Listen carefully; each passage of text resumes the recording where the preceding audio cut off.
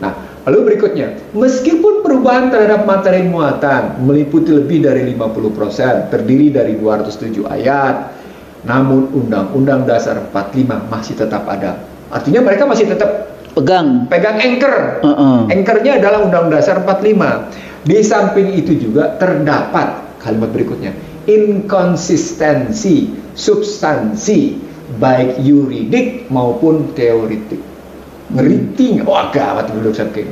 Di sini ketemu di kesimpulan kelima, tiadanya kerangka acuan atau naskah akademik dalam melakukan perubahan Undang-Undang Dasar 1945 merupakan salah satu sebab timbulnya inkonsistensi teoritis dan konsepsi dalam mengatur materi muatan Undang-Undang Dasar 5. Disinilah sesuai dengan tulisan saya berikutnya dalam buku saya, Selamat Datang di Negeri Amburadul. Ya, karena aturan main yang jadi rujukannya Amburadul.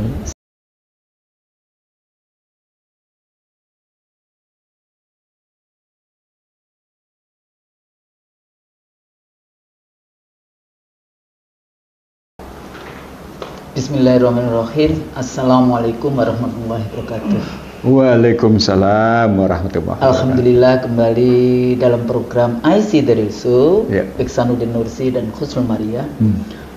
Kali ini kita akan bahas, Bang, kalau kita lihat persoalan-persoalan kepolitikan sejak reformasi. Kemudian juga ada yang terakhir-terakhir, ada yang ingin masa jabatannya diperpanjang, tapi ada ini sekarang juga dengan 271 atau 77 kepala daerah yang di PLT-kan karena tidak ada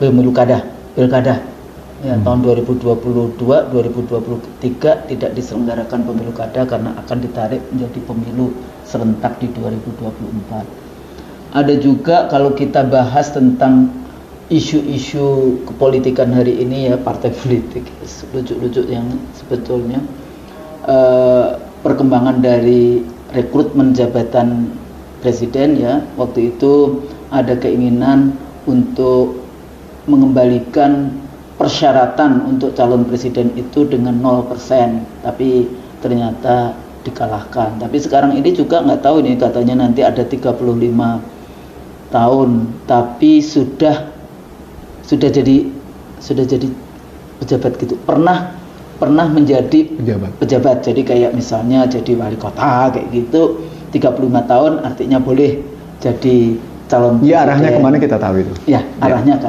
mana kayak gitu. Tapi kalau kita lihat sebenarnya pengelompokan yang ada di dalam masyarakat kita, waktu itu kita sudah bikin ini ya, kuadran ya. Iya.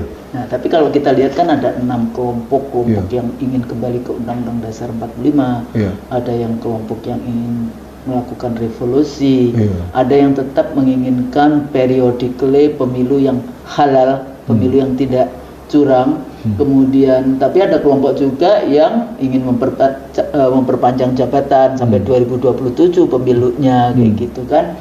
Terus ada juga yang menginginkan 3 periode. Terus ada juga kelompok yang ya udah pemilu tapi abuse power kayak gitu kan, dengan segala macam penggunaan. Nah, pokoknya menang di set berapa persen melalui berbagai macam metode kayak gitu ya, termasuk juga penggiringan opini yang setiap hari kita dapatkan melalui media. Nah, kalau kita carut marut dari kehidupan politik hari ini, memang ada beberapa sumber persoalan yang kita lihat, kita analisis. Kalau dulu zamannya kita 98, itu kan sebetulnya yang kita inginkan waktu itu reformasinya kan membatasi jabatan presiden 2 kali. Sebenarnya cuma itu aja itu. Ya, tapi kemudian banyak sekali kekuatan-kekuatan politik yang masuk, akhirnya menjadi reformasi total kayak gitu ya, dari semua persoalan yang ada. Ada beberapa kesalahan kita ya di dalam konteks sebagai aktivis 98, tentu saja saya sendiri juga terlibat waktu itu. Nah, tapi pada saat yang sama bagaimana kita sekarang, kesempatan hari ini kita untuk kembali lagi memperbaiki yang di video-video sebelumnya ya, sistem kita selalu bicara tentang sistem kita kayak gitu ya. Di dalam konteks ini kita punya banyak hal yang berhubungan dengan sistem kita, kemudian pengelolaan dari mulai rekrutmen orang-orang ya, jadi multi level analysis ya, baik aktor maupun lembaganya. Nah, di dalam konteks ini ada keinginan kawan-kawan di dalam konteks kembali ke Undang-Undang Dasar 45, di dalam konteks ini argumen dan pemikiran-pemikirannya ini bagaimana kita menjelaskan isu ini kepada pemirsa IC Yusuf, Bang Nursi. Jadi bagaimana Bang kita melihatnya di dalam konteks ini? Memilah 5-6 kelompok ini memang seru. Ya. Karena masing-masing menggambarkan satu dikotomi antara politisi dan negarawan. Jadi cerminannya bukan cuma sekedar politisi versus politisi, tapi sekaligus menggambarkan politisi versus negarawan. Nah, itu salah satu bentuk dikotominya dari gambaran 5-6 kelompok ini. Gambaran yang kedua adalah ini terkesan kesadaran tentang bagaimana kehidupan berbangsa negara dengan sistem yang baik itu rasanya masih perlu melakukan pembelajaran lebih dalam. Dalam bahasa yang lain, negara gagal membangkitkan kesadaran berkonstitusi. Kalau istilah saya dulu sama Sugeng Saryadi. Berkonstitusi. Negara gagal dalam membangun. Enggak, soalnya gini lah. Politisi kita memang pernah setiap berdalil, setiap berargumen, setiap berdebat menggunakan pasal-pasal dalam konstitusi. Jadi agak berbeda kan kalau kita melihat Amerika. Ya kayak Obama. Ini terakhir ini aja langsung balik ke soal konstitusi. Konstitusi. Mereka bicara tentang 1 Oktober besok nih soal potongan anggaran 60 sampai dengan 120 miliar itu, waduh dahsyat itu. Iya, maksudnya politisi baca konstitusi karena amanahnya itu ada di konstitusi. Gunakan semua pasal-pasal konstitusi itu di dalam berdebat. Nggak ada kan? Ada, tapi udah nggak ada lagi sekarang. Nah, maksudnya sebenarnya yang bikin, iya maksud itu kan udah, maksudnya saya bilang contemporary issues kayak gitu ya para politisi. Mas Haji? Oke, jadi kalau kita ngambil konstruksinya adalah konstruksi berkonstitusi, maka mau tidak mau kita ngeliat dulu sekarang apakah memang Undang-Undang Dasar yang sudah diubah 4 kali itu, yang sebagian orang menyebutnya sebagai Undang-Undang Dasar 2002 itu betul-betul punya validitas akademik yang benar apa enggak gitu. Itu pertanyaan pertamanya. Selain validitas akademik, kita juga bertanya soal sampai sejauh mana dia menunjukkan satu sistem pembelajaran yang benar dalam kehidupan berbangsa dan bernegara, sehingga kehidupan berbangsa dan bernegaranya makin baik gitu. Jadi sebetulnya persoalan kita adalah sejauh mana kita itu bisa ya bangunan dari di dalam konstitusi, kemudian kita tunduk taat patuh pada pasal-pasal konstitusi, tapi semuanya itu kan hilang. Nah, kita mengembalikan lagi supaya semua langkah dari pejabat negara itu konstitusional. Betul. Jadi itu yang disebutkan konstitusionalitas. Konstitusionalitas. Oke. Jadi satu kehidupan yang benar-benar didasarkan atas konstitusi sebagai bentuk perjanjian. Kalau pakai istilah Husnul tadi perjanjian agung. Iya, perjanjian agung. Nah, tadi Husnul mau menyebut kayak gitu. Iya. Oke, kita mulai dengan satu pertanyaan menarik. Apakah Undang-Undang Dasar 45 itu yang diamandemen itu diubah atau diamandemen atau seperti apa gitu? Itu pertanyaannya. Karena ada kesepakatan di antara para elit politik bahwa kata pembukaan tidak bisa diubah. Ya. Karena kata pembukaan tidak bisa diubah, maka pertanyaan pertamanya adalah kita tempatkan kata pembukaan sebagai apa? Kan gitu. Nah, kalau berulang kali kajian kita Husnul, kita selalu menyebut tentang visi yang ada di alinea 2. Ya, selalu itu karena semua pasalnya harusnya merujuk kepada itu. Jadi Husnul menyebutnya paragraf 2. Paragraf 2 adalah kehidupan berbangsa yang merdeka, bebas, merdeka, berdaulat, adil, makmur. Merdeka, berdaulat, adil, makmur. Itu visinya. Alinea 2. Alinea 4 bicara 2. tentang misi, tapi sekaligus tentang dasar negara. Ya. Walaupun tidak disebut Pancasila. Nggak disebut. Tapi jelas. Berdasarkan. Nah, jadi ada dasar negara. Artinya kita bicara alinea 42, kita bicara misi sekaligus dasar negara. Nah, tetapi rujukan dari alinea 2 dan alinea 4 pada akhirnya kembali ke alinea 3. Berkat rahmat Allah dan Maha Kuasa. Dan pakaikan didorongkan oleh keinginan luhur supaya kehidupan berbangsa yang bebas, maka sampailah kita pada pintu gerbang kemerdekaan. Kenapa kita bilang kembali ke sana? Karena ada kesadaran para pendiri republik bahwa perjuangan yang mereka lakukan, perjuangan mempertahankan kemerdekaan, perjuangan mencapai kemerdekaan, perjuangan menegakkan kemerdekaan, itu juga disertai rahmat Allah. Dalam tesis ilmu husnul, ilmu politik, itu artinya tidak melulu pada persoalan pengakuan tentang kedaulatan rakyat, tapi juga ada kedaulatan Tuhan di dalamnya. Iya. Ada teokratisme. Bahkan rakyat aja atas nama. Atas nama di situ. Tapi bukan sekedar itu, kalimat keduanya husnul yang keren.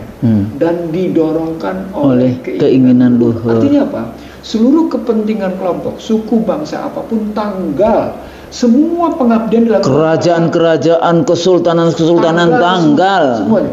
Hanya untuk satu hal, ikhlas. Ikhlas untuk hidup bernegara dan berbangsa untuk mencapai kemerdekaan. Itu kan dahsyat.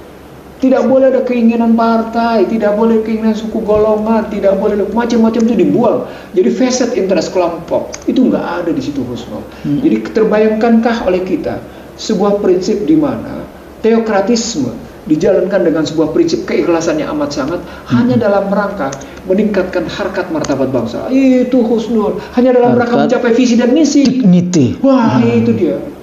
Jadi format berpikir yang dibangun oleh the founding fathers dalam analisis saya luar biasa. Bagaimana alinea 3 itu dia bilang, oke, Anda harus mengakui ada teokratisme. Anda harus hidup dengan ikhlas. Dengan begitu Anda mencapai visi dan misi. Oh, dahsyat kan. Dan berpijak pada dasar negara. Hebat di situ. Dan artinya tidak pada materialisme dunia saja. Betul. Nah, ini nanti kita bantah berdasarkan Undang-Undang Dasar 2002. Karena Undang-Undang Dasar 2002 menerapkan materialisme dunia, materialisme liberal. Tapi kan akhirnya bertentangan dengan sila-sila yang itu makanya kita pembukaan, makanya harus diperbaiki. Tapi ada metodologinya, Husnul. Oke. Nah, metodologinya adalah bagaimana nilai, gitu ya, sistem, lalu kebijakan dasarnya, strategi, fungsinya, instrumentasi, dan konsistensinya. Biasanya saya ngomongnya begitu. Jadi kita lihat bagaimana nilainya, bagaimana sistemnya, bagaimana kebijakan dasarnya, bagaimana fungsinya, bagaimana instrumentasinya. Instrumentasi itu alat-alat kelengkapan negara gitu ya. Lalu berikutnya soal konsistensi dalam tindakan. Struktur dan sistem. Struktur dan sistem. Kalau pakai McKinsey begitu. Iya, McKinsey menggunakan istilah struktur dan sistem yang sesungguhnya ditempatkan berikutnya pada strategi negara mencapai visi dan misi dalam rangka nilai-nilai yang dia canangkannya. Nah, itu McKinsey menyebutnya sebagai 7S gitu ya, kan bagian dari 7S tadi. Nah, mari kita buka dulu yang pertama tentang perubahan keempat. Apakah memang undang-undang dasar ini undang-undang yang punya konsistensi bagus, undang-undang cara berpikir akademik yang bagus apa enggak? Di dalam perubahan keempat Undang-Undang Dasar 2002 disebut begini, Husnul. Majelis Permusyawaratan Rakyat Republik Indonesia menetapkan Undang-Undang Dasar Negara Republik Indonesia tahun 1945 sebagaimana telah diubah dengan perubahan pertama, perubahan kedua, ketiga, dan perubahan keempat adalah, jadi Undang-Undang Dasar 45 sudah diubah 1, 2, 3, 4 adalah Undang-Undang Dasar Negara Republik Indonesia tahun 1945 yang ditetapkan pada 18 Agustus 1945 dan diberlakukan kembali dengan Dekret Presiden 5 Juli 2009 serta dikukuhkan secara aklamasi pada tanggal 22 Juli 1959 oleh DPR. Ya. Ini problemnya adalah apakah Undang-Undang Dasar 45 yang ditetapkan oleh 18 Agustus 45 Juli terus dikukuhkan pada 22 DPR. Juli. Itu sama dengan yang sudah diubah 4 kali, sama nggak? Nggak sama. Lalu kenapa digunakan adalah? Oh, jadi ini kita membahas ininya, makna dari kita bicara semantik aja dulu. Semantik ya. Kita ambil dari semantik aja dulu. Nah, orang hukum memang begitu tuh. Kalau kita ya langsung ini sistemnya katanya. Kita bicara semantik. Ya nggak apa. Jadi soalnya biasanya kayak gitu. Sampai waktu saya misalnya KPU dulu, giliran kita ngotot dengan kebijakan-kebijakan KPU, langsung saya dibilang, dalam konstitusi, kan saya juga gunakan konstitusi dong, pasal 22E ayat 5, penyelenggara pemilu adalah Komisi Pemilihan Umum yang bersifat nasional, tetap dan mandiri, kayak gitu, independen itu kan. Jadi waktu itu Depdagri mau mengambil alih dengan Undang-Undang 32 untuk pilkada dan sebagainya, dan sudah dilakukan oleh Depdagri. Terus dia bilang, oh iya bagus, KPU itu kan K kecil, P kecil, U kecil. Silakan aja Pak, kalau Bapak berani bikin KPU yang lain selain Imam Bonjol. Kayak gitu. Jadi kan political scientist ya, makna dari itu apa? Tapi ya nggak apa-apa, kita berangkat dulu dari adalah itu tadi. Kata adalah. Tapi itu termasuk nanti perdebatan seru. Karena kata KPU, K kecil, PU, P kecil, U kecil itu jadi masalah. Nah ya jadi masalah. Makanya saya dulu tantang, berani nggak DPR bikin KPU yang baru selain Imam Bonjol gitu kan. Oke. Nah kata adalah itu menunjukkan bahwa sesungguhnya apa yang mereka amandemen dengan apa yang naskah asli adalah berbeda. Kenapa Anda menggunakan kata adalah? Oke. Yang menarik adalah di aturan tambahan pasal 2-nya. Ini nanti bisa dilihat di screen ya, kelihatan di screen itu kita tampilkan di situ. Aturan tambahan pasal 2-nya menyebut dengan ditetapkannya perubahan undang-undang dasar ini, Undang-Undang Dasar Negara Republik Indonesia tahun 1945 terdiri atas pembukaan dan pasal-pasal. Konsisten nggak? Sudahlah, tadi salah dalam penempatan semantik. Ini semantiknya baru linguistik loh. Iya, belum. Saya belum semantik dalam kerangka psikologi dan filsafatnya Husnul. Iya, karena semantik komponennya 3, filsafat, psikologi dan linguistiknya. Kita baru main linguistik nih. Lalu mereka bilang di aturan tambahan pasal 2, dengan ditetapkannya undang-undang dasar ini, Undang-Undang Dasar Negara Republik Indonesia tahun 45 terdiri atas pembukaan dan pasal-pasal. Loh, sebelumnya Anda mengakui pada penjelasan dengan menyebut dekret Presiden 5 Juli. Loh, iya kan? Iya. Dengan Anda bicara dikukuhkan oleh DPR pada 2759, Anda bicara juga berarti Undang-Undang Dasar terdiri atas kata pembukaan, batang tubuh dan penjelasan. Kenapa di aturan tambahan kemudian Anda anulir penjelasan? Halo. Padahal penjelasan itu masuk di dalam teksnya konstitusi. Iya. Jadi nggak boleh dilepas. Di sini di aturan tambahan dilepas ini, jadi ada pelepasan itu. Jadi ada 3 masalah. Padahal di dalam prosesnya kan nggak ada pelepasan itu. Tapi di sini disebut di aturan tambahan, disebut bahwa itu tanpa penjelasan. Dari sini muncul perdebatan di kalangan ahli tata negara yang sudah bilang bangunan sistem tadi itu kan ketatanegaraan. Nah kalau kita bicara dalam bangunan ketatanegaraan yang kayak gini, maka nggak usah heran kalau Ihsanuddin Nursi sejak 2004 menyampaikan tulisan di sebuah media, reformasi berbuah krisis konstitusi. Kenapa? Karena pada hakikatnya tuntutan reformasi sudah dipenuhi dalam sidang istimewa MPR November 1998 dengan melahirkan 12 tab yang antara lain tabnya bicara tentang pembatasan masa jabatan presiden, demokrasi ekonomi, dan hak asasi manusia antara lain. Tapi poinnya bukan itulah. Oke lah, kalau Anda mau mengubah, oke lah, nggak ada sesuatu yang mati kecuali Al-Quran. Kalau pakai istilahnya kalangan liberal itu begitu. Oke, sepakat kita. Nggak ada yang bisa, yang nggak bisa diubah itu cuma Al-Quran. Jadi itu pun terbukti lagi sebuah kitab suci lain diuji Husnul. Abad kesekian dengan abad sekian berubah, abad sekian dilihat Al-Quran dari mulai abad 7 terus berlanjut sampai 9, dimulai dengan dilihat di abad 11, 12, 13, 14 sampai dengan abad 21 nggak berubah sama sekali. Nggak berubah sama sekali. Sama sekali. Tapi kita mesti yang belum berubah-ubah katanya. Wah, nah oke lah. Kalau kita mau di sini kita penting belajar kenapa kita tadi demikian membahas tentang paragraf 3 atau alinea 3 itu punya mana demikian dalam. Karena sesungguhnya rujukannya adalah sesuatu yang sangat mungkin tidak berubah gitu. Jadi pertama kita temukan 3 masalah. Undang-Undang Dasar 45 bukanlah Undang-Undang Dasar 2002. Maka kata-kata adalah manipulatif. Ini aspek linguistik nih. Aspek linguistik membuktikan bahwa Undang-Undang Dasar 2002 yang menyatakan konstitusinya sebagai Undang-Undang Dasar 45 karena ada kata adalah manipulatif. Yang kedua, ketika Anda menyebut aturan tambahan pasal 2 dengan menyebut undang-undang dan sesuatu yang terdiri sebagai pasal-pasal dan kemudian cocok dengan undang-undang syariah, maka dia bertentangan dengan keputusan Anda sendiri. Maka dapat tadi. Kacau dalam kerangka linguistik, kacau dalam kerangka konsistensi. Husnul, kalau filsafat ilmu, maksudnya filsafat ilmu, dia senyum duluan dia. Kalau dalam filsafat ilmu, ketika kita tahu linguistiknya kacau, konsistensinya nggak benar, itu bisa kita terima nggak, Husnul? Ya enggak, udah salah. Kalau tesisnya udah salah. Tesisnya udah salah. Kan Husnul biasa ngebimbingin mahasiswa nih, bicara tesis, teorinya, konsepsinya, teorinya, metodologinya, datanya, analitiknya, kemudian bagaimana kesimpulannya, bagaimana preferensinya. Maka itu ketahuan gitu ya, sistematiknya begitu. Iya, betul. Kan yang pertama kita lihat konsistensi berpikir. Korespondensi. Bahkan sering kali antara judulnya dengan pertanyaan penelitian, kerangka sampai pembabakan ini harus konsisten ini, kalau enggak tolak. Habis sudah. Iya, betul. Ini konstitusi, Husnul. Sistem yang harusnya dibangun konsisten dengan coba linguistiknya nggak cocok ya, aspek bahasanya segitu, konsistensinya nggak dapat gitu. Oke, itu satu sudah dapat. Kita terusin sekarang. Tadi kita menggunakan metode nilai, sistem, kebijakan dasar, strategi, fungsi, instrumentasi, dan konsistensi. Maka saya membandingkan, Husnul, saya membandingkan Undang-Undang Dasar 45. Ini juga sekali lagi bisa lihat di screen. Silahkan dilihat, membandingkan antara Undang-Undang Dasar 45 dan Undang-Undang Dasar 2002.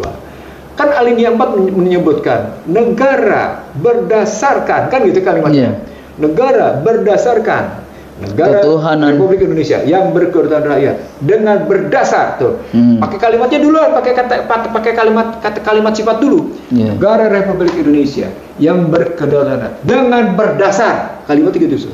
Dengan berdasar ketuhanan yang Maha Esa, kemanusiaan, persatuan Indonesia, kerakyatan yang dipimpin oleh hikmah kebijaksanaan dalam permusyawaratan perwakilan dan mewujudkan pakai kalimat mewujudkan, bukan cuma sekedar keadilan sosial, ngambung dia pakai di depan kalimatnya, mewujudkan keadilan sosial bagi seluruh rakyat Indonesia. Itu nilai. Mewujudkan. Itu nilai. Iya, Pancasila. Maka dia harus dibangun sistemnya. Sistemnya di bawah itu adalah batang tubuhnya. Nah, di batang tubuhnya kita temuin ternyata. Mestinya ketika kita bicara tentang kerakyatan, maka kedaulatan tetap berada di tangan rakyat, tapi dilaksanakan oleh MPR. Karena perwujudan, majelis perwujudan rakyat. Kalimatnya bukan perwujudan, penjelmaan ya, penjelmaan. Itu Undang-Undang 45. Undang-Undang Dasar 2002 di situ dilaksanakan menurut Undang-Undang Dasar. Kedaulatannya tetap di tangan rakyat, tapi dilaksanakan menurut Undang-Undang Dasar. Ini saya bandingin pasal per pasal nih. Ini metode komparasi pasal per pasal berdasarkan pendekatan tekstual yang nanti akan ketemu secara historical dan value. Makanya tadi sistematik berpikirnya adalah ulang. Ini yang ketiga kali saya ngomong. Nilai, sistem, kebijakan dasar, strategi, fungsi, instrumentasi, dan konsistensi. Ada juga menggunakan pendekatan azas dan norma, sama aja. Azas dan norma dan seterusnya sama aja. Tapi poinnya adalah itu. Sekarang kita bandingkan yang kedua. Kalau tadi tetap dilaksanakan sepenuhnya oleh MPR, Undang-Undang 45, Undang-Undang Dasar 2002, menurut Undang-Undang Dasar. Kedaulatan rakyat dilaksanakan menurut Undang-Undang Dasar. Yang kedua, Undang-Undang Dasar 45 menyatakan MPR terdiri atas DPR dan DPD. Ditambah dengan kalimatnya utusan daerah. Pakai kalimatnya double. Utusan daerah. Dan golongan kalimatnya menurut aturan yang ditetapkan oleh undang. Diubah menjadi, ini kalimatnya karena punya semangat presidensial. MPR terdiri atas anggota DPR dan anggota DPD. Garis bawahi kenapa anggota? Kan kalau di sini anggota-anggota, bukan hanya satu anggota, di sini single, anggota DPR. Mana yang mau dipakai? Anda mau melakukan pendekatan institusional atau pakai pendekatan individual? Berarti suaranya nanti bukan suara, kalau misalnya MPR mengambil keputusan, berarti harus anggota-anggota, bukan lembaga. Bukan lembaga. Jadi DPD setuju nggak? DPR setuju nggak? Baru. Itu makanya saya tanya. Maka mana yang kita pakai sesungguhnya? kita pakai pendekatan institusional atau pakai pendekatan individual dalam membentuk MPR. Ini problematik loh. Karena secara sosiologis adalah berbeda antara individu dengan masyarakat. Artinya adalah berbeda antara individu dengan lembaga. Beda. Itu teoretikal. Ini harus jelas nih kedudukannya. Ketika dirumuskan kayak gini kelihatan bahwa rumusan ini sekali lagi punya masalah dalam pemahaman akademik tentang individu dan kelembagaan. Di dalam MPR. Dalam MPR. Dasar kan tuh? Itu ya problem kedua. Problem ketiga kita temukan di sini di pasal 6 ayat 2. Kalau Undang-Undang Dasar 45 menyatakan presiden dan wakil presiden dipilih oleh MPR dengan suara terbanyak. Nah, pakai suara terbanyak. Kalau Undang-Undang Dasar 2002 mereka menyebutnya pasal 6A ayat 2. 6A ayat 2. Pasangan calon presiden dan calon wakil presiden diusulkan oleh partai politik atau gabungan partai politik peserta pemilihan umum sebelum pelaksanaan pemilu. Sebelum, bukan sesudah. Nah, ini yang ditentang oleh teman kita. Bikin koalisi kok sebelum gitu loh. Nggak ada teorinya bikin koalisi sebelum gitu loh. Oke, itu relatif lah. Soal sebelum sesudah itu relatif. Karena bisa saja memang kalau pakai pendekatan input memang sebelum, pakai pendekatan output berarti sesudah. Kenapa mesti ada kata-kata di sini sebelum pelaksanaan pemilu? Karena pada hakikatnya ada konsep tentang presidensial threshold. Persyaratan presiden. Jadi sebenarnya kalimat ini bermaksud maksudnya adalah dalam rangka memenuhi prinsip-prinsip presidensial threshold tentang harus berada banyak di beberapa provinsi. Presidensial threshold itu hasilnya. Tapi persyaratannya adalah 20% kursi atau 25% suara. Nah, berarti kan merujuk pada yang sebelumnya. Bukan yang sekarang. Gitu, merujuk yang sebelumnya. Hasil pemilu sebelumnya, bukan pemilu yang akan berlangsung. Kan gitu kembaliknya. Dalam bahasa yang lain, jelas, bisa saja pemilu duluan. Legislatif. Bisa juga pemilu legislatif duluan, baru pemilu pilpres, karena harus mendapatkan persyaratan 20% itu tadi. Bisa juga begitu. Artinya ada dua interpretasi. Jadi pasal ini menunjukkan 6A ayat 2 ini bisa dua interpretasi. Jadi padahal konstitusi harusnya nggak boleh. Konstitusi mestinya nggak ada itu. Tapi tafsir itu namanya. Makanya saya bilang tadi di sini ada masalah gitu ya. Ini temuan nih Husnul nih. Iya, temuan. Berikutnya di pasal 6 ayat 4. Capres dan cawapres yang memperoleh suara terbanyak dalam pemilu yang dipilih oleh rakyat secara langsung. Apa poinnya? Dia menggunakan public vote. One man, one vote. 1% one vote. Jadi ini 6A ayat 4. Sampai di sini kita adu lagi dengan yang namanya sistem pemerintahan menurut Undang-Undang 45. Kalimatnya begini. Sistem pemerintahan negara terdiri atas negara hukum, konstitusional, tidak absolut, di tangan MPR, presiden tidak. Ialah penyelenggara pemerintahan negara tertinggi dan tidak terjawab bertanggung pada DPR. MPR adalah pemegang mandataris yang memilih presiden sebagai mandatarisnya. Artinya sangat berbeda. Kalau tadi langsung rakyat, kalau ini MPR. Populis. Yang ini perwakilan. Poinnya adalah satu, kalau yang Undang-Undang Dasar 2002 bermaksud menegakkan presidensial, kalau yang ini sesungguhnya menggunakan prinsip kuasi presidensial. Kenapa? Karena tetap menggunakan prinsip pemilu pada DPR. Dan tetap menggunakan yang namanya lembaga untuk memilih DPR. Bukan juga menggunakan parlementer. Parlementer memilih, nggak begitu gitu. Masih kuasi posisinya. Nah, di sini maka saya masuk langsung di pasal 22E Undang-Undang Dasar 2002. Peserta pemilihan umum untuk memilih anggota DPR dan DPD adalah partai politik. Jadi artinya kalau menggunakan pasal 6A ayat 4 dan pasal 22E ayat 3, peserta pemilihan umum untuk memilih anggota DPD adalah perorangan, begitu. Dan kemudian juga tadi pesertanya adalah partai politik, maka penguasa atas pemerintahan cuma satu, DPR aja. Partai politik saja. Yang DPD nggak bisa. Nggak bisa. Partai politik saja. Karena DPD nggak bisa mengusung. Hak konstitusional nggak bisa ngapa-ngapain. Nggak bisa ngapa-ngapain, nggak ada apa-apa. Nggak ada apa-apanya. Tapi kalau tadi Bang, sebetulnya di dalam konteks apakah dia kuosi ini ya? Sebetulnya itu varian aja. Setuju saya. Varian. Kenapa? Misalnya Presiden Amerika itu bukan populis, bukan kedaulatan yang ini, ada lembaganya kan? Yang dia pakai electoral college. Iya, electoral college itu the winner takes all. Iya. Jadi misalnya suara di California 51, kalau yang menang itu Partai Demokrat, maka suara dari Partai Demokrat 51 diambil semua. Iya. Walaupun tipis kayak gitu ya, perbedaannya tipis. Nah, sementara kayak zamannya Al Gore, zamannya Hillary Clinton itu populis. Jadi kalau suara absolutnya itu mereka lebih tinggi dibandingkan kalau Al Gore itu dengan Bush ya, kalau Hillary ya dengan Trump kayak gitu kan.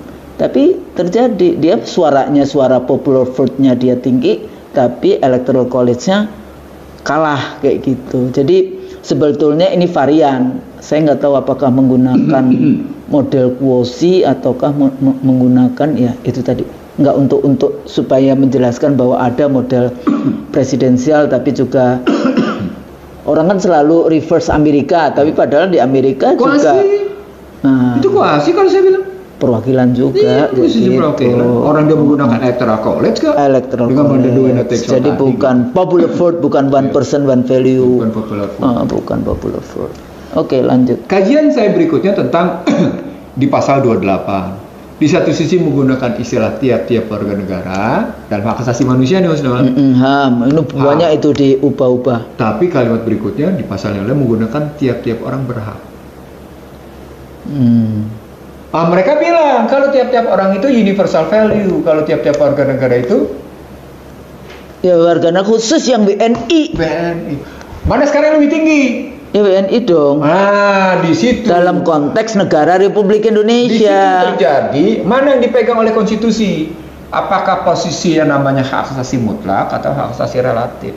Karena menggunakan istilah tiap-tiap orang berhak itu hak asasi manusia mutlak. Sementara dengan menggunakan tiap-tiap warga negara hak asasi manusia relatif. Dia cocok tuh Husnul dengan tadi kedaulatan Tuhan muncul. Karena tetap hak asasi tertinggi bukan pada manusia, hak asasi tertinggi tetap pada Allah. Itu konsisten terus. Menggunakan istilah tiap-tiap orang berhak atas, dia tidak konsisten dengan menunjuk adanya kedaulatan Tuhan. Dia tidak konsisten dengan menunjuk MPR adalah penjelmaan kedaulatan rakyat. Di sini muncul teori, ditentangnya teori negara integralistiknya Cuomo. Saya bilang sekarang nih, ini bukan soal teori negara integralistik. Ini teori di mana, pemikiran di mana orang mengambil satu format keutuhan antara konsistensi kedaulatan Tuhan, kedaulatan rakyat yang dimunculkan dalam kelembagaan dengan catatan bersihnya niat, tulusnya niat menjalankan pemerintahan. Apa mainnya? Integritas dan kredibilitas. Jadi tidak sembarang. Sementara partai politik dalam mencalonkan orang sebagai presiden belum tentu mempersoalkan kredibilitas dan integritas. Ya karena materialisme. Anda terlibat dalam persoalan EKTP 520.000 US dollar.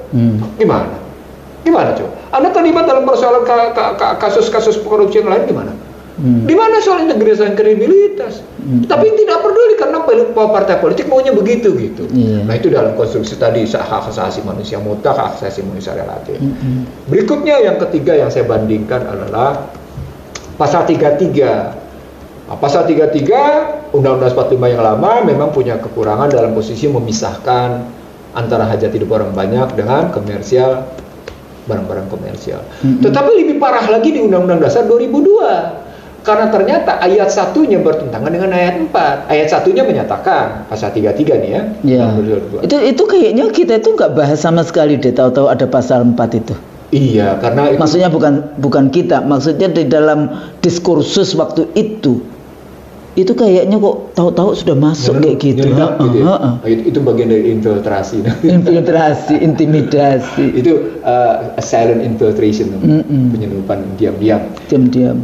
Pasal 33 ayat 1 Undang-Undang Dasar 2002 sama dengan Undang-Undang 45. Kalimatnya perekonomian disusun. Tapi Undang-Undang Dasar 2002 kalimatnya di ayat 4 menyebut perekonomian nasional diselenggarakan. Secara disusun atau demokratis. diselenggarakan? Ya harusnya diselenggarakan. Konsep lama menggunakan kata disusun, konsep baru di ayat 4 digunakan diselenggarakan. Padahal kalimat diselenggarakan berikutnya berdasar atas demokrasi ekonomi. Mana ada demokrasi ekonomi kalau tidak berdasarkan kekuatan modal? Ya, nah, balik lagi kan di dalam diskusi-diskusi di IC Trilso. Iya. Demokrasi itu. Karena mereka selalu ngomong liberalism compatible with democracy. Demokrasi itu instrumennya liberal. Liberal itu materialism, artinya dia akan mengambil semua untuk kepentingan kelompoknya. Ketika menyebut langsung demokrasi liberal, shortcut terhadap politisasi semua ini dalam desain berpikirnya. Nanti iya, nggak apa-apa, maksudnya ini. Karena kita juga sudah beberapa kali kita bahas kayak gitu loh. Setuju, nggak apa-apa.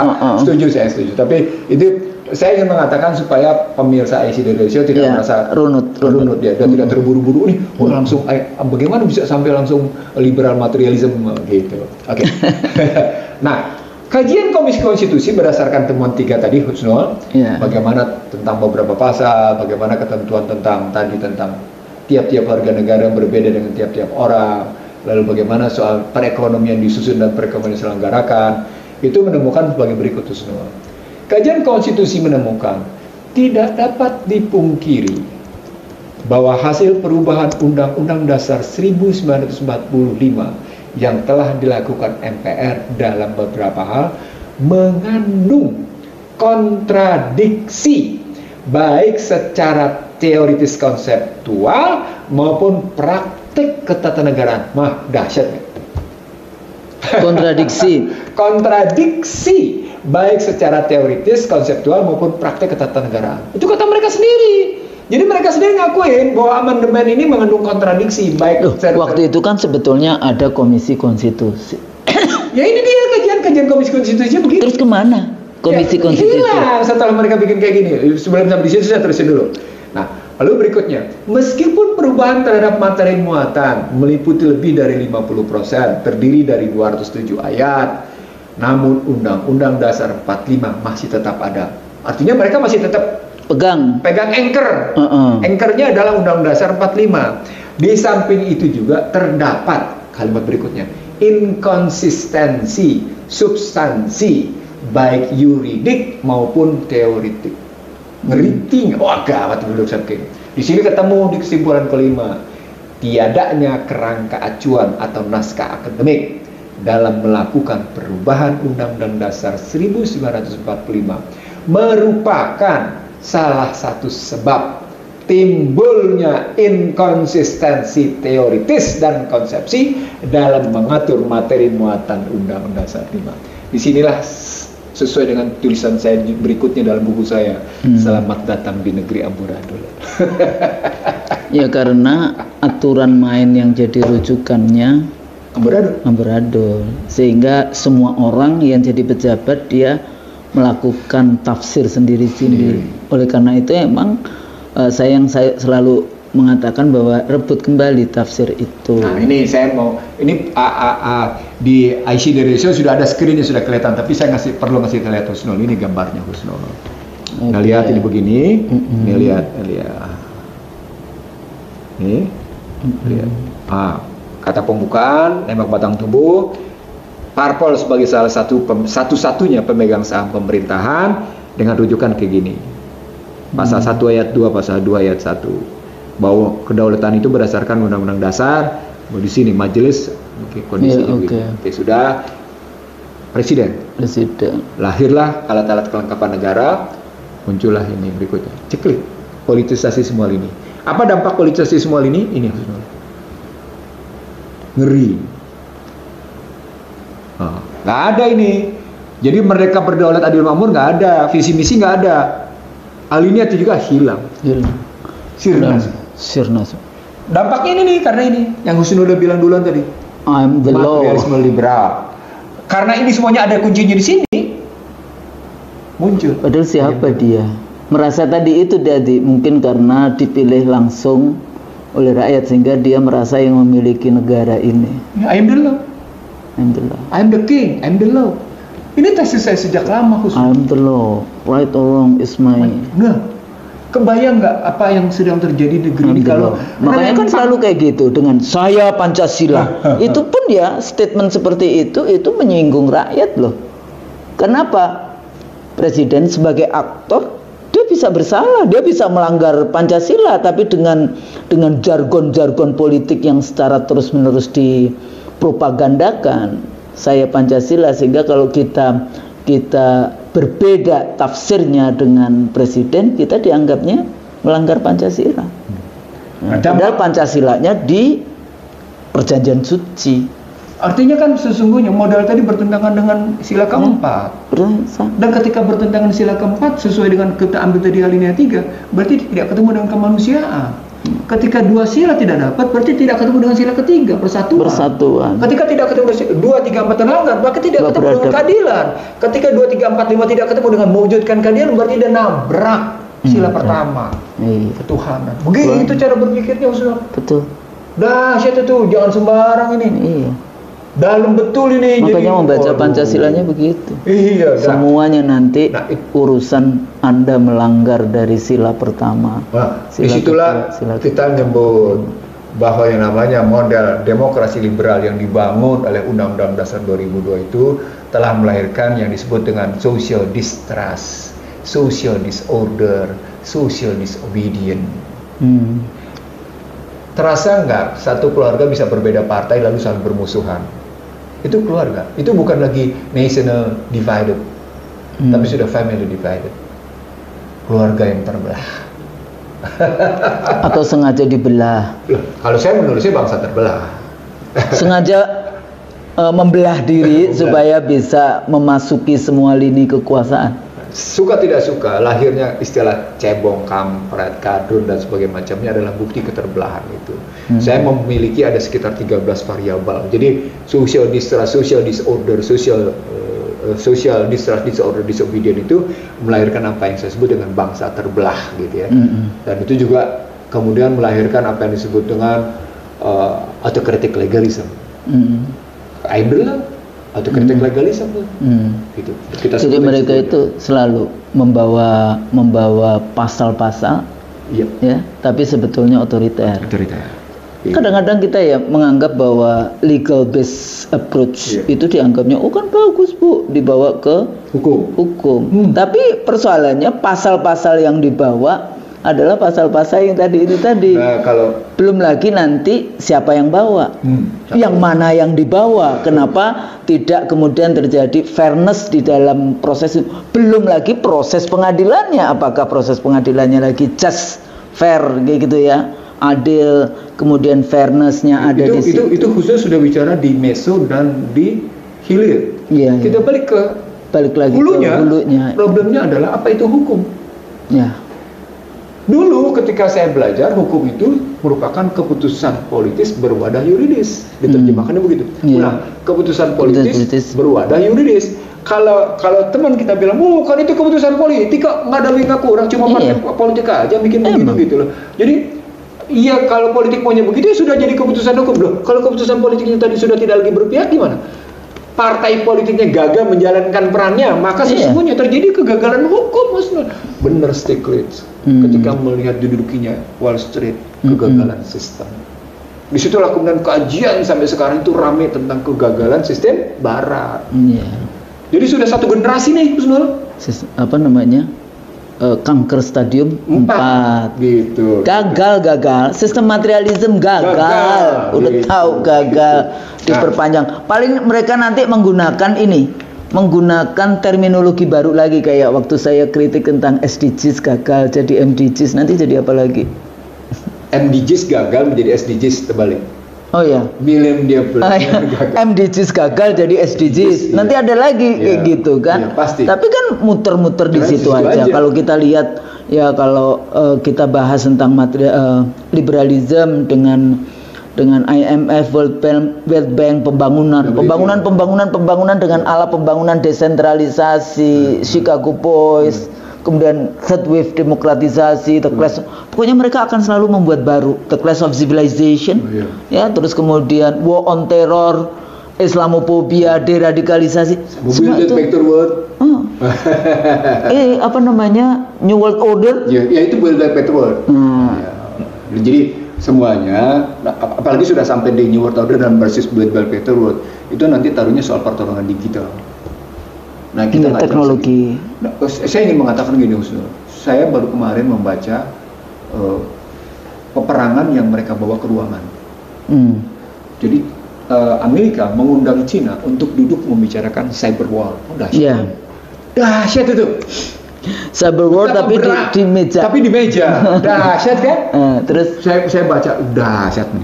Bagaimana cyber war, mereka duduk dalam meja perundingan gitu. Mereka mencari titik temu. Karena Cina didikte soal semikonduktornya, gitu ya. Pada saat sama Cina melakukan perlawanan dengan yang namanya mineral rare earth-nya. Lalu saya coba menelusuri. Tapi mineral rare earth-nya ada di Indonesia. Salah satunya. Nikel. Salah satu. Itu nikel baterai. Baterai itu untuk pembentukan iya, macam-macam itu kan. Posisinya. Jadi kalau kita ngelihatnya kayak gitu, kelihatan rupanya sudah tajam gitu. Sampai akhirnya mereka harus melakukan perundingan tentang cyber war di atas meja gitu. Bukan lagi cuma sekedar dilarang ekspor semikonduktor ke Cina gitu, baik Korea Selatan, Amerika. Sementara Cina juga menghambat. Jadi udah level unholy alliances dong. Iya, sudah tajam. Nantinya bukan war ini. Iya. Kolusi juga bisa. Nah, itu yang saya bilang, bertemunya materialisme. Nah, akan terjadi yang satu state corporatism, yang satunya lagi private corporatism. Karena Cina kan negara yang berkuasa, korporasinya negara. Kalau di Amerika kan private, jadi private corporatism, negara menjadi alat dari korporasi. Kalau pakai istilah mereka, corporate capitalism versus state capitalism. State capitalism. State capitalism itu Cina.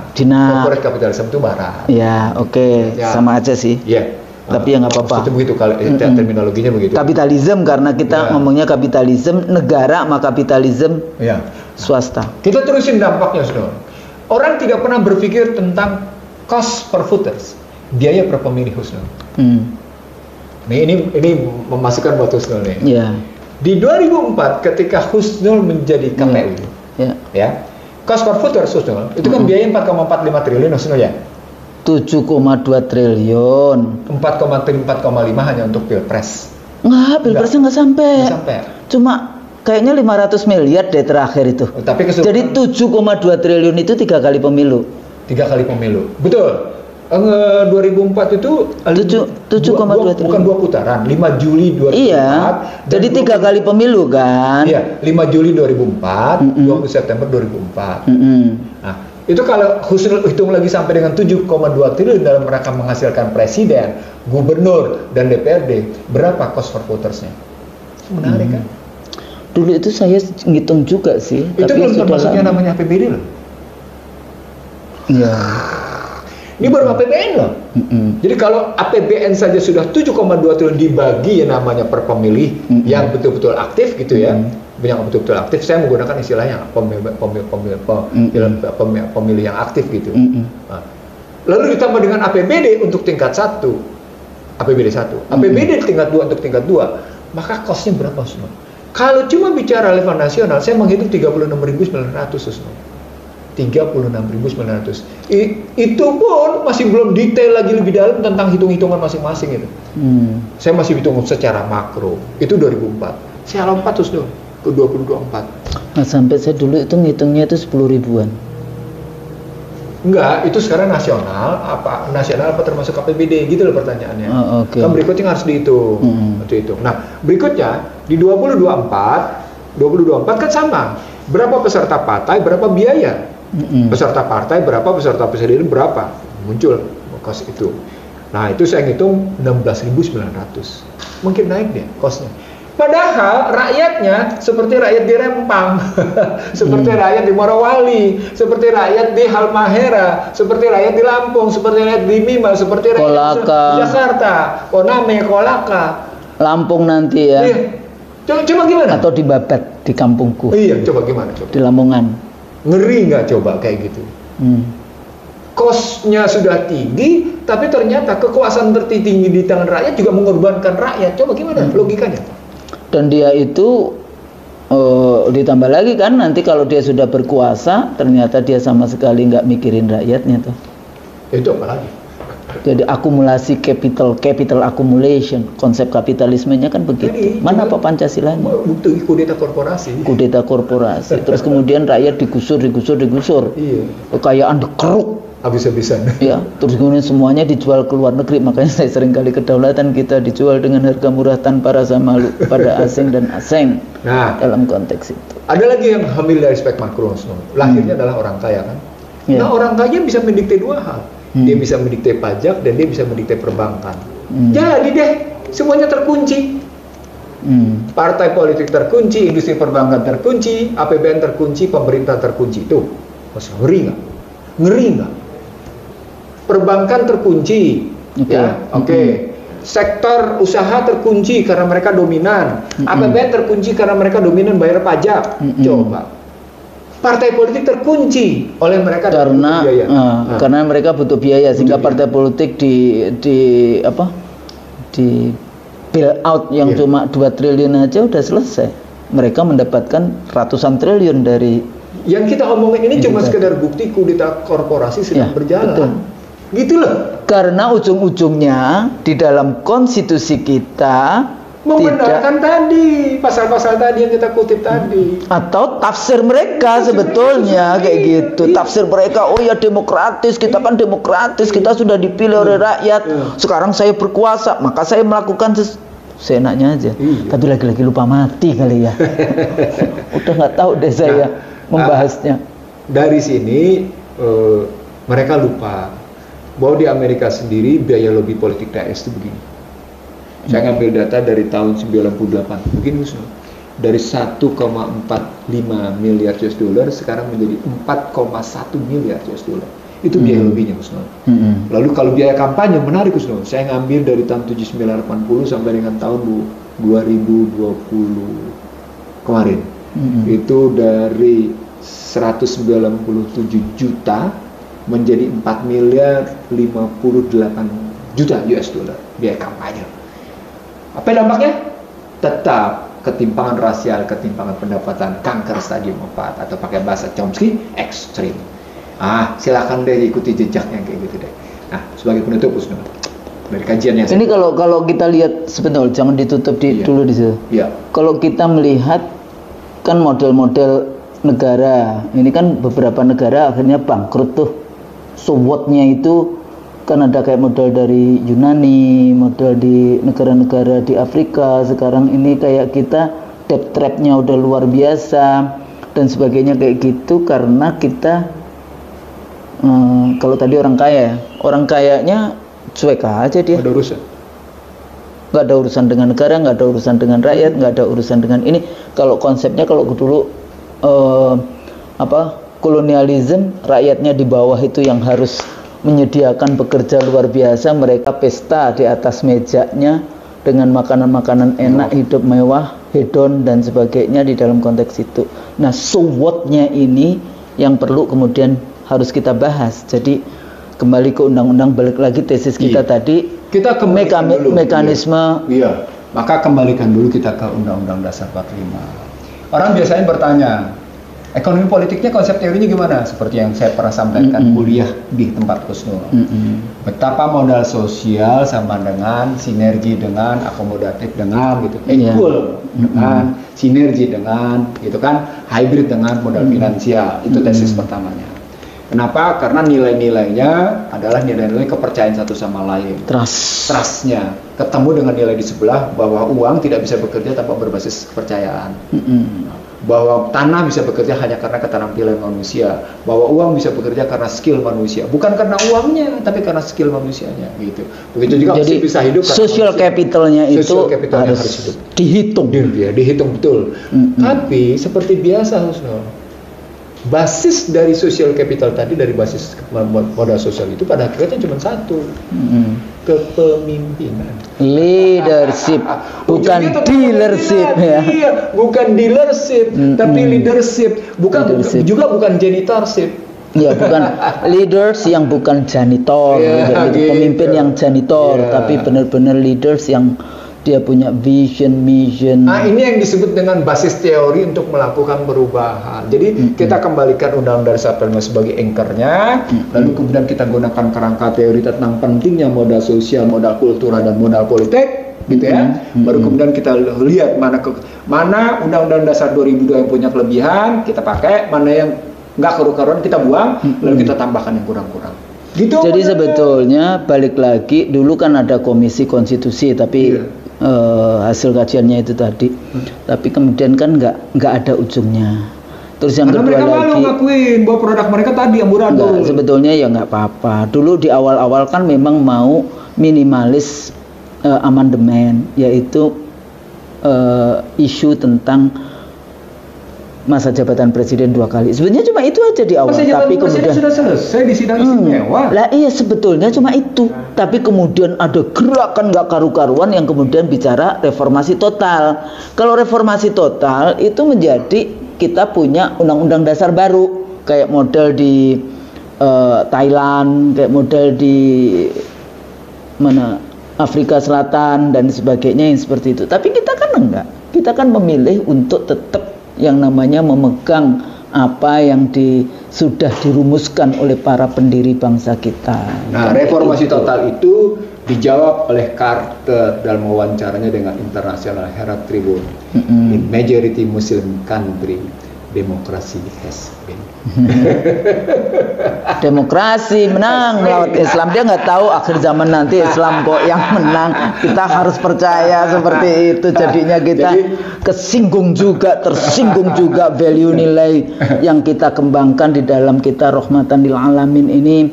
Bagaimana kita memiliki amanah, ya, semuanya sebenarnya sebagai dosen, sebagai apapun. Ya, kalau Anda politisi juga nanti juga akan dihisab. Saya sebagai dosen juga akan dihisab apakah kita menyampaikan. Ini kan sebetulnya ayat-ayat Tuhan yang tidak tertulis di dalam Quran kayak gitu ya, yang tidak tertulis di situ, tapi ayat-ayat nah, kita semuanya yang di dalam konteks sunatullah. Bagaimana kita membangun negara? Orang berpikir negara itu, oh iya Bu, state itu adalah universal. Kata siapa? Anda aja, Barat aja yang selalu mengaku universal. Demokrasi adalah universal. Kata siapa? Banyak sekali yang namanya teks oleh Barat sendiri, counter demokrasi, yang mengatakan demokrasi itu very local, itu experience dari Barat. Tapi kita selalu menganggap demokrasi itu adalah universal. Hak asasi manusia universal. Hak asasi manusia selalu ngomong universal. Come on. Kalau itu modern nation state, kalau itu secularism, berbeda dengan yang kita sebut Islamic, misalnya democratic governance, di nama kedaulatannya kedaulatan Tuhan. Kita harus tunduk taat patuh pada aturan-aturan itu. Tinggal bagaimana kemudian Pancasila ini kita turunkan dengan value. Makanya saya selalu mengatakan rebut tafsir Pancasila, negara Pancasila. Nah, dari situ saya memang menganggap penting tentang bagaimana kita punya legal framework pada konstitusional. Jadi legal framework, kerangka kerja konstitusi itu memang harus dibuat. Nah, baik Undang-Undang Dasar 45 maupun Undang-Undang Dasar 2002 memang tidak punya legal frameworknya, kerangka kerja legalnya kayak gimana, sistematiknya kayak apa dibuat. Undang-Undang Dasar 45 sebenarnya berusaha membuat sistematik tentang tadi legal framework konstitusi gitu. Tetapi memang tidak lengkap, belum lengkap. Harus kita lengkap. Tapi Masya Allah ya, para pendiri kita dulu itu hebat, luar biasa. Dibandingkan kita sekarang cak nggak karu-karuan kayak ini. Nah, kita harus belajar bagaimana pemikiran-pemikiran yang terjadi, perdebatan yang ada dan sebagainya itu, supaya kita masih tetap melanjutkan visi misi dari para pendiri bangsa yang saya ingat dulu ketika saya belajar legal drafting, itu kita sebelum berhasil merumuskan pasal dan ayat, kita memang harus bikin sistematiknya. Penjelasan, ketentuan umum, ini adalah ini, definisi dibikin dulu. Baru kemudian masuk tentang apa prinsip dasarnya, diterjemahkan terus sampai dengan akhirnya penutup segala macam. Itu sistematiknya jelas. Di konstitusi memang harus kita bikin begitu. Jadi kalaupun saya ingin mengatakan ini bukti tapi bahwa betul ya, nggak ada academic papers nih. Memang nggak ada. Tadi kan ya makanya Tadi kan udah saya sebut. Komisi kajian nggak ada di otak saya kalau nggak ada academic papersnya. Karena waktu saya jadi ikut menjadi timnya pemerintah di dalam pembuatan undang-undang partai politik pemilu dan susduk untuk pemilu 2004, Pak Nazar, Pak Rahma, Pak Ramlan, Pak Rusadi dan saya jadi 4 dari 9 anggota KPU itu timnya pemerintah di dalam membuat. Kita semua tuh ribut untuk urusan academic papersnya. Naskah akademik kayak gitu ya kebiasaan. Ini naskah akademik, kajian terus naskah akademik. Baru kemudian kalau akhirnya keputusannya seperti ini, bunyi pasalnya seperti apa? Nanti dulu Sunul. Jadi naskah akademik itu punya 3 tahapan. Naskah akademik dari posisi field research, naskah akademik tadi kepustakaan, library research gitu ya. Kemudian di hybrid, maka dari sini dibikin satu posisi, baru dibikin yang keduanya sistematiknya, legal frameworknya. Nah, dari legal frameworknya baru kemudian tadi masuk dalam bagaimana mengatur isi satu persatu dengan pasal dan ayat. Jadi ada tahapan-tahapan yang benar gitu. Ini waktu itu saya cuma jadi timnya untuk bikin undang-undang. Nah, ini undang-undang dasar ya? Nggak ada. Itu yang disebut sama kajian konstitusi, mengandung kontradiksi baik secara teoritis maupun praktek. Tidak adanya kerangka naskah akademik dalam melakukan perubahan mengakibatkan timbulnya inkonsistensi teoritis dan konsep. Ya nggak ada, berarti itu dulu cap cip dong. Memang. Aduh, generasi reformasi. Ya Allah, mohon maaf ya kalau saya waktu itu terlibat. Masya Allah, astagfirullahaladzim. Allah mengampuni. Ini yang penting. Ada pengakuan bahwa ini repotnya sejumlah teman-teman tidak mau mengakui kekurangannya dan bertahan itu produk hukum yang terbaik. Udah berantakan. Nah, gini loh Gus Nur. Tadi sudah saya buktikan orang perekonomian disusun sama diselenggarakan saja berbeda. Gimana sih? Kalimat tiap-tiap warga negara sama tiap-tiap orang berhak saja berbeda. Gimana sudah sih? Berbeda. Gimana? Apalagi kemudian saya adu-adu tentang tadi kewenangan MPR sama soal bagaimana peranan partai politik. Terakhirnya pemilunya nggak karu-karuan, the liberal Machiavellian election. Terus apa yang terjadi? Akhirnya mereka merasa berkuasa sepenuhnya. Ayam dalam. Saya yang bilang akhirnya ayam dalam. Karena partai politik dihimpun jadi satu, diserahkan pada seseorang sudah merasa bisa menghimpun semua partai politik yang menjadi pasien rawat jalan, maka dia enak mendikte. Udah kayak gitu, saya tahu isinya partai politik. Kalau kita dosen ya tahu isinya partai politik, kan hasil penelitian semua kayak gitu. Tapi nggak usah diomongin lah kalau non dosen kayak gitu. Iyalah, itu persoalan etika. Dan mereka kemudian merasa memang sudah tidak ada etika dalam kehidupan berbangsa. Itu makanya saya bilang, ini Anda ribut soal etika. Padahal yang namanya Bank Dunia sudah ribut etika. Itu ketika melihat Amerika kalah dalam perang dagang dengan Cina. Mereka sehingga akhirnya Bank Dunia menyebut ethic in action. We need ethic in action. Gimana sih? Lu sudah tidak terbiasa tanpa etik. Tapi itu sebetulnya saya pernah baca. Cuma nanti saya cek lagi ya. Itu John Locke atau apa yang mengatakan bahwa ateis gitu ya. Jadi kalau Anda ateis itu memang nggak ada batasan. Makanya kenapa kita masih menghormati, respect kepada yang masih punya teis. Jadi masih punya Tuhan di dalam konteks itu. Karena dengan adanya Tuhan, ya karena kita percaya pasti akan ada life beyond life gitu, walaupun mungkin ya kalau dalam Islam kan ya udah pasti gitu ya dalam konteks itu biasanya ini berhubungan dengan agama-agama samawi. Jadi Juda, Kristen, Islam di dalam konteks itu masih percaya dengan Tuhan. Jadi masih ada yang namanya batasan. Jadi morality itu di situ di dalam konteks ini. Nah, kalau Anda tidak percaya dengan Tuhan, dianggapnya ya sudah, dunia inilah kebahagiaan Anda kayak gitu di dalam konteks itu, sehingga seluruh action kita dianggapnya tidak ada nanti pertanggungjawabannya pada saat kita sudah pulang nanti ketemu dengan Allah dalam konteks itu. Nah, jadinya mereka menganggap bahwa yang ternyata saya lagi baca buku tentang War and Peace, tapi yang selalu kan dianggap Islam yang paling dianggap Islam yang bloody war dengan tesisnya Huntington ya, Huntington The Clash of Civilization. Ternyata enggak. Ya, Christianity yang Destol ya. Ini studi dari sejak 0 Nabi Isa ya, Masehi sampai 2008. Ya, Kristen, ateis ya, terus kemudian apa? Hindu, Buddhis, ini Islam itu nomor 6. Dan baru satu di bawahnya lagi. Karena yang satu lagi itu jumlah masyarakatnya yang memang kecil.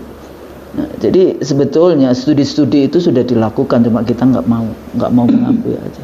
Balik lagi di dalam konteks ini, kita mau bikin apa negara ini? So what, kayak gitu loh. Kita pernah berbicara minimal berempat. Saya, Husnul, Prof. Nazar, sama Jeffrey Wintas. Saat itu kita sepakat bahwa nasionalisme baru yang tidak dirumuskan dengan baik akan mengakibatkan bangsa ini kemungkinannya terpecah. Ingat ya? Ya. Ingat ya? Disintegrasi. Kurang lebih kita bicara 10 atau berapa belas tahun lalu. Mungkin udah 20 tahun yang lalu itu. Jadi sekarang menjadi kenyataan ketika saya saksikan masyarakat tetap berpesta dengan salah satu pasangan calon. Wah, tanpa sadar calon yang lain juga akan membawa kelompok masyarakatnya. Kenapa sampai saya tutup dengan begini? Begini Husnul ngelihatnya. Undang-Undang Dasar 45 ke Konstitusi RIS, masyarakat ikut nggak? Ikut. Konstitusi RIS ke Undang-Undang Dasar 50, masyarakat ikut nggak? Ikut. Undang-Undang Dasar 50 ke Undang-Undang Dasar 45, Dekret 5 Juli, ikut nggak? Ikut. Ya, Dekret Presiden sampai dengan Soekarno jatuh, ikut nggak? Ikut. Dari mulai Soeharto sampai dengan reformasi, masyarakat ikut nggak? Ikut. Sekarang masyarakat di bawah reformasi ikut semua. Apa artinya? Terbelah kalau you bikin kayak gini, Husnul. Dengan sebuah sistem yang membelah, masyarakat membelah. Dengan sistem yang gaduh, maka masyarakat akan gaduh. Dengan masyarakat sistemnya konflik dalam kehidupan sosialnya, maka masyarakat akan terus menerus dalam konflik. Tapi selalu yang disalahkan masyarakat. Mereka lupa bahwa itu adalah sistem yang produk dari sistem and your lack of your leadership. Yes, betul. Lack of leadership. Makanya kenapa jangan cuma bicara elektabilitas, tapi Anda bicara morality, integritas, dignity, ethics. Anda bicara tentang knowledgeable, ya, Anda paham nggak sih dengan persoalan rakyat hari ini, kayak gitu kan, negara hari ini, kedaulatan kita hari ini. Nah itu yang harus terus menerus didiskursuskan kayak gitu ya, didiscourse kayak gitu, diperdebatkan sehingga kita bisa mendapatkan pemimpin-pemimpin. Cuma memang dengan model seperti ini ya, produk yang baik nggak keluar sih. Nggak ada jaminan, bukan nggak keluar, nggak ada jaminan. Iya tadi karena orang bicaranya tentang populismenya, populisme berujungnya pada autokratik gitu. Autokratik. Nah, tadi Husnul bertanya harus dulu, kembali dulu, tadi modalnya kembali dengan model begitu. How kita kembali, lalu kemudian nggak how-nya ya dikembalikan dulu. Nggak, maksudnya ini kita udah mekanistik nih. Mekanistik. Ada dua pilihan. Gimana? Pilihan pertama, kita menggunakan revolusi kelembagaan. Oke. Jadi MPR memutuskan untuk kembali. Ya. MPR untuk memutuskan kembali ke Undang-Undang 45, lalu kemudian membuat syarat-syarat tentang MPR isinya. Bersidang istimewa untuk kembali dan kemudian mengisi utusan daerah dengan utusan golongan yang syarat-syaratnya bisa dipertanggungjawabkan. Saya bilang sama Usman, bisa dipertanggungjawabkan secara akademik. Saya berani ngomong gitu, Usman. Oh iya. Karena kita bisa kok di Indonesia bisa gampang sekali kok. Jadi itu kan masalah will, political will. Betul. Itu dibikin begitu, sudah kembali. Lalu berikutnya kita lihat apa yang lebih dari Undang-Undang Dasar 2002. Apa yang jadi istilah saya ada 4. Assessment. Iya, ada assessment. Constitutional assessment. Yes. Nah, itu ada 4. Apa yang salah kita buang. Ya. Apa yang rusak kita ganti. Gitu ya? Ya, karena itu sistem bikinan manusia. Iya, apa yang rusak kita ganti. Apa yang tidak ada kita adakan. Gitu ya? Apa yang kita harus perbaharui kita perbaharui, gitu. Jadi itu harus kita bikin, kita matrikulasi. Misalnya tentang bagaimana penggunaan dirgantara, kan kita tidak diatur dalam konstitusi. Penggunaan dirgantara. Sebenarnya frekuensi itu hajat hidup orang banyak, public services atau commercial services. Kalau dia menjadi commercial services, bagaimana tuh frekuensi? Contohnya begitu. Udara misalnya. Kuosi. Ruang udara misalnya. Apakah benar Batam itu dikuasai oleh negara tetangga? Itu udah benar itu ada studi tesis sama mahasiswa saya. Nah, itu yang angkatan udara. Nah, contohnya sejak tahun 95. Contohnya begitu gitu, Bro. Jadi udara kan bukan hanya bicara soal ruangnya, tapi soal frekuensinya. Terus juga ini laut kayak Selat Malaka. Iya, pasti itu Alki 1, Alki 2, Alki 3, Alki 4. Ini choke points. Choke point misalnya kayak gitu. Nah, itu salah satu contohnya kita mesti atur. Begitu juga soal yang namanya pendayagunaan sumber daya alam. Bagaimana ekstraktivisme resources. Bagaimana seenaknya aja. Ngambil batu bara, ngambil emas, ngambil nikel, ngambil jadi bukan cuma sekedar bumi, air, dan semuanya sumber daya lingkungan ini. Jadi dihabisi milik anak cucu. Tidak ada batasan itu tadi. Nah, itu dibikin secara konstitusionalnya kayak gimana. Jadi MPR, jadi itu revolusioner, MPR bisa. Revolusi kelembagaan. Ada cara kedua. Cara kedua dekret. Nah, ketika masuk itu dekret, leadership, presiden. Tapi dekret ini membutuhkan tadi full trustee. Hanya full trustee. Sepanjang dekret tidak disyaratkan pada full trustee, ya udah susah. Siapa yang mau percaya dia? Itu artinya kalau saya menggunakan konsep pertama yang saya sebut sebagai revolusi kelembagaan, saya ingin mengatakan pada khusus dan pemirsa IC dari show, saya tidak ingin terjadi darah berdarah di lapangan. Ada lagi, Bang. Saya waktu itu sudah banyak bahas nih, kira-kira 15 tahun yang lalu, namanya Constitutional Convention. Jadi konvensi konstitusi. Jadi itu kayak tetap MPR yang bentuk kayak gitu ya.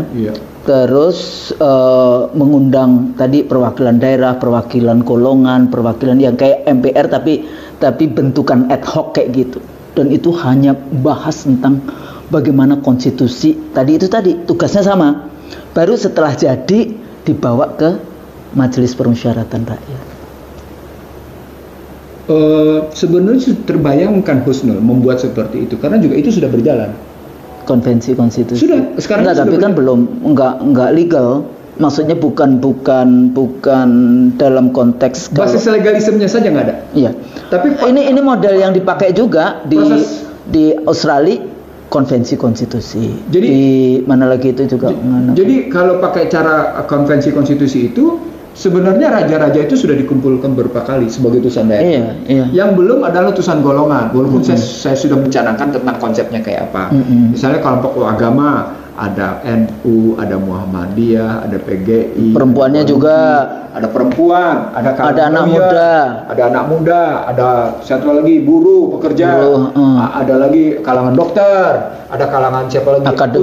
Akademisi. Semua saya menyebutnya ada 10 golongan. 10 golongan. Nanti kita tinggal melakukan apa yang saya menyebut sebagai General Organizational Index namanya. Indeks organisasi secara umum. Lalu kita melihat karirnya, melihat prestasinya, bagaimana ketentuannya dan siapa yang mereka utus. Nah, di sana mereka memutuskan sendiri Husnul siapa yang mereka tentukan sebagai utusan mereka. Jadi pemerintah nggak campur tangan, sama sekali pemerintah tidak campur tangan. Konvensi konstitusi. Jadi istilah Husnul yang namanya electoral college terjadi pada masing-masing utusan dengan kriteria yang kita bangun. Jadi ada kriteria umum, ada kriteria khusus. Kriteria umum. Silakan misalnya dari masyarakat adat gitu kan. Masyarakat adat utusan daerah.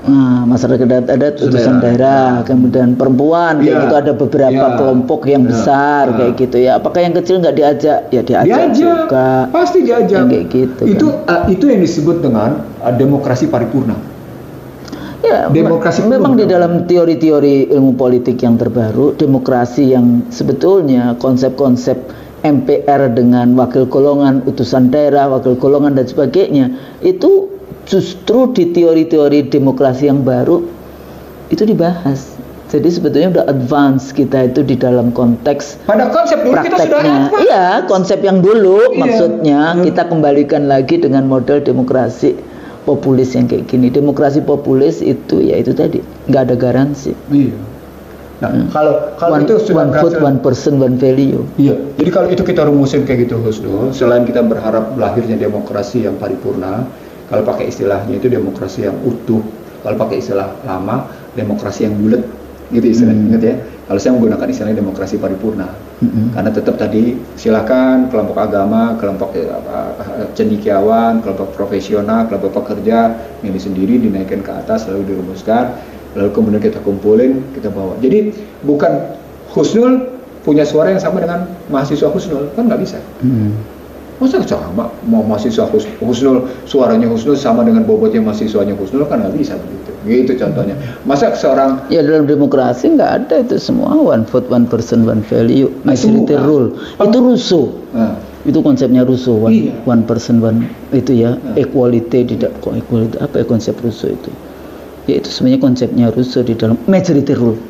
Majority rule yang dihitung the voice of majority. The voice of majority. Padahal yang pernah saya sampaikan juga, saya lagi membahas juga model Islamic Democratic Governance kayak gitu. Tapi kalau saya balik lagi ke perjanjian Madinah, nanti baliknya lagi ya emang harus balik mana? Sama aja Demoskratos, Anda balik ke zaman Yunani kuno 350 tahun sebelum Masehi, atau kita sebagai seorang Islam ya, Muslim ya, balik lagi kita belajar dari gimana sih perjanjian Madinah. Nah, di situ itu, yang dibutuhkan apa, gitu. Apa? Keberanian kita membuka wacana berpikir kita untuk membangun satu komparasi yang fair antara para berpikir di dalam wacana berpikir masyarakat dunia. Minimal kan ada 5 aliran kalau pakai cara berpikir. Ada cara berpikir barat, ada cara berpikir timur, ada cara berpikir tengah, kalangan tengah, ada berpikir yang mereka padu, ada berpikir lagi yang terpencil masyarakat. Ini kan bisa kita ambil semuanya. Iya, kita jadi lihat cara berpikir begitu supaya kita tahu kita mau gimana. Iya, kita pelajari kayak gitu. Tapi pada saat yang sama hutan gitu kan ada petunjuk dari Tuhan juga ada kayak gitu. Pelajari juga. Jadi jangan bilang balik bukan begitu. Anda mesti bukan dulu. Terus saya bilang, kalau Anda ngomongin demokrasi, Demoskratos itu Yunani kuno 350 tahun sebelum Masehi. Kalau Islam kan 600 kayak gitu ya, tahun 600 kayak gitu. 350 tahun sebelum Masehi itu yang Anda ikuti, dan pada saat itu perempuan dan budak bukan warga negara, tidak dianggap. Jadi kan jadi balik lagi kita pelajari semua yang di dalam konteks itu. Tapi sebagai Muslim ya tentu saja kewajiban kita untuk mengurai apa sih lesson learn, sirah nabawiyah kayak gitu ya. Betul. Seperti apa? Sirah nabawiyah itu hanya terjadi kalau Anda punya 3. Punya intelektual, spiritual, dan emosional. Curiosity dan spiritualnya dulu, spiritual, intelektual, dan emosional. Yang curiosity-nya dan encouragement bagus. Gitu. Selama itu nggak berkembang. Nah, jadi ya kita harus cerdas emang dalam konteks itu. Nggak bisa kita tuh bodoh kayak gini ya, nggak bisa. Betul sekali. Maka kita harus baca. Betul. Kita baca semua itu Iqra. Tapi Iqra-nya dengan bismi. Rabbika. Kalimatnya Rabb. Pencipta. Jadi kayak gitu, Bang. Oke. Jadi sebagai penutup Husnul, tadi modalnya kembalinya tadi Husnul tanya mekanisme baliknya. Kayak apa tadi kan kita udah jawab. Mekanik itu benar-benar mekanik kayak gitu ya. Itu tadi udah dikasih tahu. Tadi revolusi kelembagaan, dekret atau dengan konvensi. Konvensi sebenarnya sudah dijalankan tapi tidak secara legalisme. Itu kemudian nanti bisa dimasukkan menjadi bagian dari konvensi itu tadi. Modelnya begitu, Ustaz. Ya. Saya kira gitu, Ustaz. Oke. Begitu pemirsa IC Terilso, mudah-mudahan apa yang kita bahas hari ini itu bermanfaat untuk kebaikan bangsa kita kayak gitu, yang hari ini memang kita sedang terpuruk di semua lini kehidupan, tapi kita mencoba untuk mengurai. Salah satu isunya adalah bagaimana kita harus kembali lagi kepada perjanjian suci konstitusi Undang-Undang Dasar 1945. Tadi Bang Nursi sudah menyampaikan beberapa mekanisme yang bisa dilakukan. Kalau kami salah, kami mohon maaf. Assalamualaikum warahmatullahi wabarakatuh.